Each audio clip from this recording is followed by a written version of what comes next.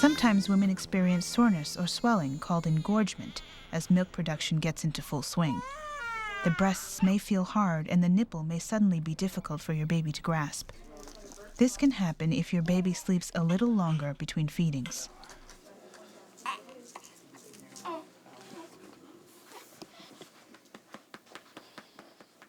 The best way to relieve engorgement is to feed your baby often. As your baby sucks and removes milk, you will feel your breasts soften. You can also try applying ice compresses. If your breasts are engorged and actively leaking, warm compresses may help. So might a hot shower. If your breasts become engorged, and not every woman's do, remove some milk before you feed by hand massaging and withdrawing milk. This is called expressing. With less milk in the breast, it will be easier for your baby to latch on. Sometimes we worry about whether or not she can breathe. Very good point. That's an important point. A lot of moms do worry about that. Babies are very smart again. She would pop off if she could not breathe. Do you want to burp her?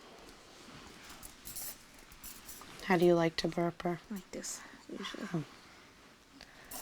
There you go. Breastfed babies tend to not burp as much or need to be burped as much as bottle-fed babies because they swallow considerably less air. But you still have to try, right? Yeah, that's right. Very good. And look at her, nice and alert. Now, how do you know when she's done or like when she's had enough? Very good question. I often get asked that a lot. Again, I like you to follow her cues. More often than not, a baby will come off on her own.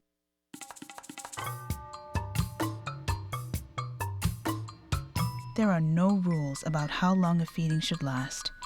In the beginning, and depending on the baby, it may be 30 minutes to an hour.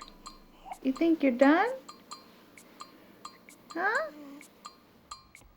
Early on, while you are building your milk supply, encourage your baby to drain at least one, if not both breasts. If she's looking sleepy before doing so, try tickling her.